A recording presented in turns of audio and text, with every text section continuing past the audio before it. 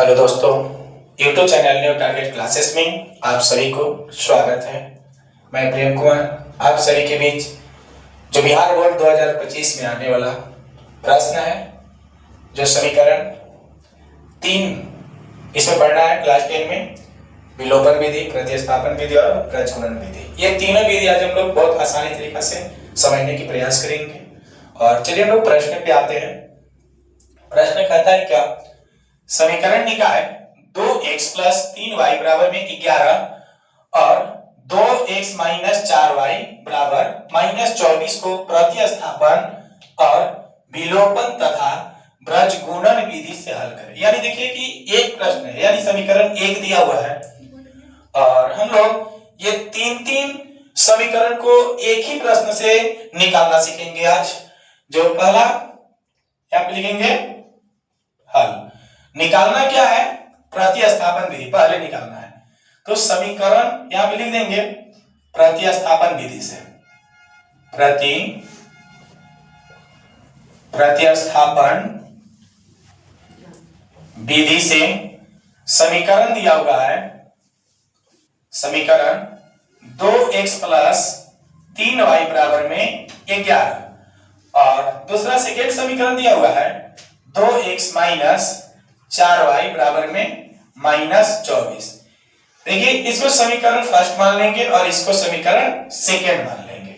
ठीक है, जब प्रतिस्थापन विधि से बनाने चल रहे हैं तो यहां लिखेंगे समीकरण फर्स्ट से, यानी समीकरण फर्स्ट से हम लोग चलते हैं। क्या दिया हुआ है, 2x + 3y = 11।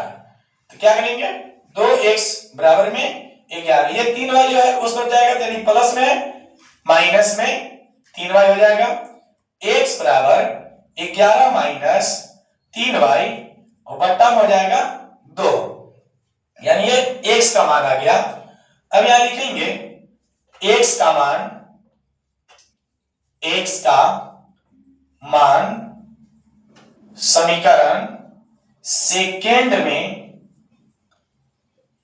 रखने पर, समीकरण सेकेंड दिया हुआ है 2x - 4y = -24।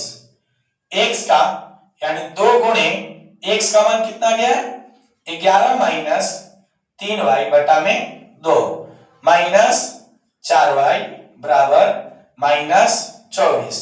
देखिए ये गुणा में है तो 2 से 2 काट देंगे हम लोग। और उसके बाद 11 - 3y माइनस में 4y = -24 हो जाएगा।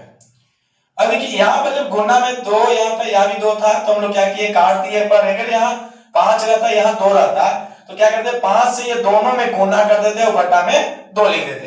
लेकिन हम लोग ये 2 यहां भी था और यहां भी, इसलिए 2 से 2 कट गया एक बार में। ठीक है, बटा में 1 रहता है तो उसका मान नहीं होता है, यानी 11 माइनस में 3y माइनस में 4y बराबर में -24। 11 -3 और -4 क्या होता है, माइनस माइनस प्लस हो जाता है और चिन्ह माइनस भी लिखाता है। माइनस में 7y बराबर -24। ठीक है, अब इसके बाद माइनस में 7y बराबर -24 हो जाएगा। ये 11 जो है प्लस में, ये देखिए यहां कुछ भी नहीं चिन्ह लगा हुआ है तो ये प्लस में है और इस तरफ जब जाएगा तो माइनस में 11 हो जाएगा। ठीक है, -7y बराबर माइनस और माइनस प्लस होता है और चिन्ह माइनस का लिखाता है, यानी माइनस हो जाएगा 24 और 11 को जोड़ेंगे क्या हो जाएगा, 35 हो जाएगा। ठीक है, अगर दोनों तरफ माइनस है तो माइनस से माइनस कट जाता है, तो y बराबर हो जाएगा आपको 35/7। अब इसको हम लोग भाग दे देंगे 7 से, कितना बार में, 5 बार में कटेगा। y बराबर कितना आ गया, 5 आ गया। अब लिखेंगे y का मान समीकरण फर्स्ट में रखने पर, समीकरण फर्स्ट कितना दिया हुआ था, 2x + 3y और बराबर में 11 है, बराबर 11। ठीक है, x के लिए क्या करेंगे, 2x + 3y = 11। ठीक है, अब क्या करेंगे हम लोग, तो यानी देखिए y का मान 5 आ गया है, तो 2x प्लस 3 गुणे और y का मान 5 बराबर में 11। अब इसके बाद 2x प्लस 15 बराबर में 11 हो जाएगा। 2x बराबर में 11 माइनस 15 हो जाएगा, ये प्लस में था उस तरफ जाएगा तो माइनस में हो जाएगा। अब 15 माइनस में हो गया और ये प्लस में 11 है, यानी बड़ा अंक है 15, प्लस माइनस माइनस होता है यानी घटता है। 15 में से अगर 11 घटाएंगे तो कितना बचेगा, तो यानी 2x बराबर में -4 बच जाएगा। x बराबर -4 बटा 2 काटिएगा तो -2 बार में, यानी x बराबर -2 आ गया और y बराबर हम लोग कितना आ गया था, 5 आ गया था। ये हम लोग के प्रतिस्थापन विधि हल हो गया। अब इसके बाद सेकेंड में पूछ रहा है क्या, विलोपन विधि। अब विलोपन विधि कैसे सॉल्व करेंगे हम लोग, तो यहां लिखेंगे विलोपन विधि।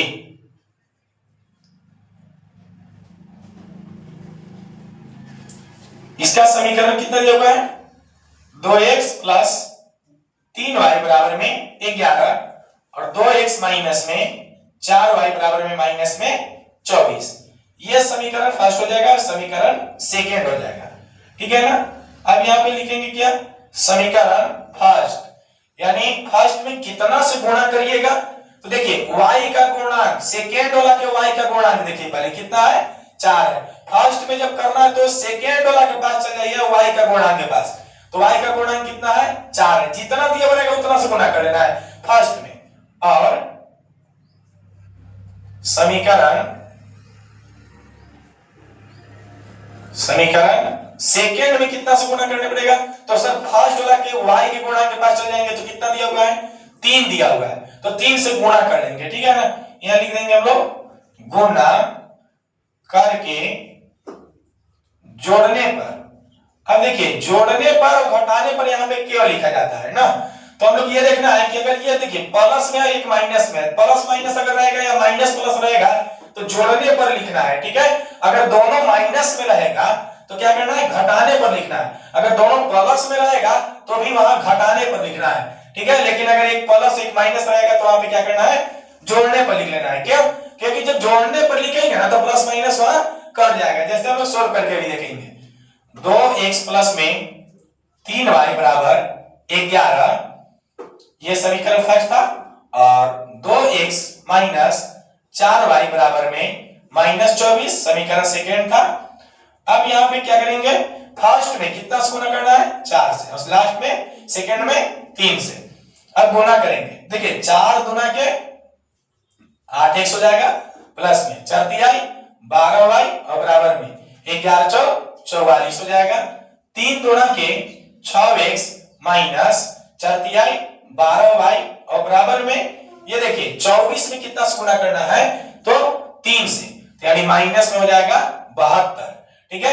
जोड़ना है सर, जोड़ना है तो इसको जोड़िएगा तो कितना हो जाएगा, 8 6 14, 14x, अभी प्लस माइनस क्या हो जाएगा, कट जाएगा, ठीक है।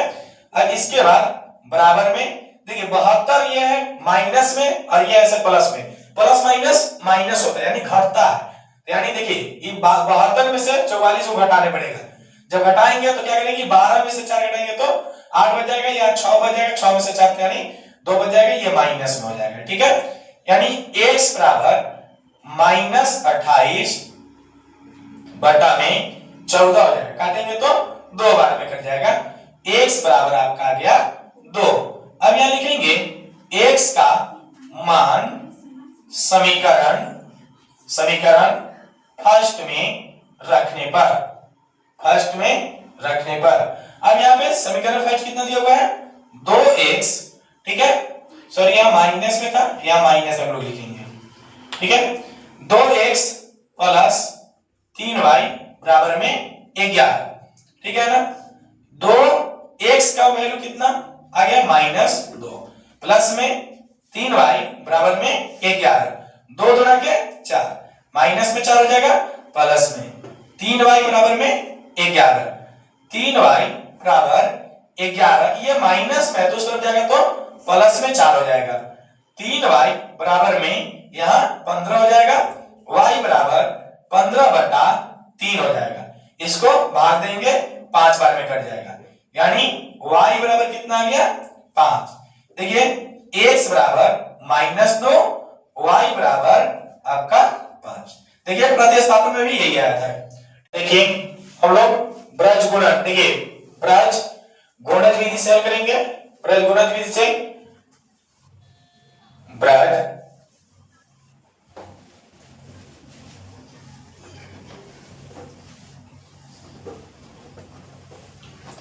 समीकरण दिया हुआ है कितना 2x प्लस 3y बराबर में 11।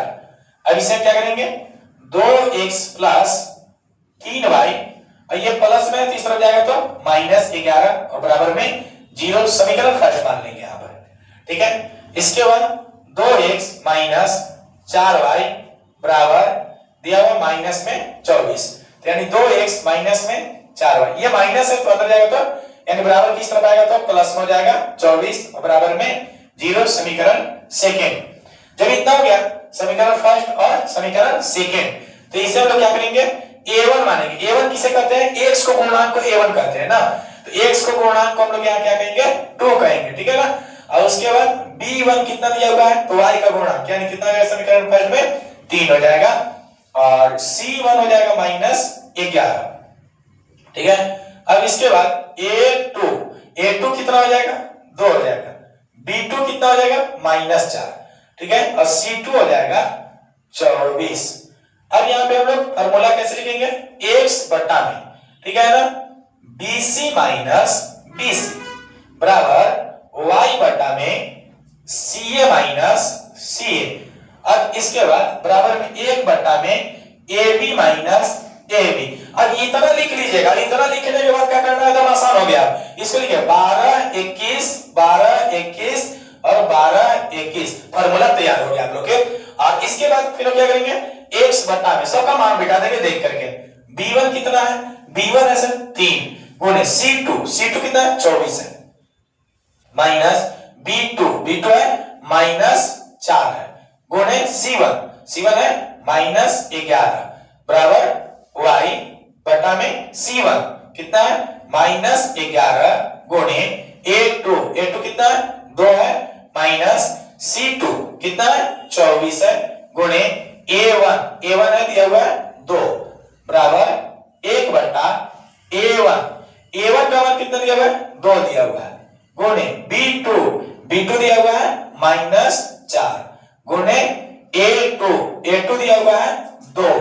सॉरी यहाँ पे फॉर्मूला से हम लोग माइनस होगा और यहाँ पे a2 है 2 गुणे b1 क्या हो जाएगा तो 3 दिया हुआ है, ठीक है।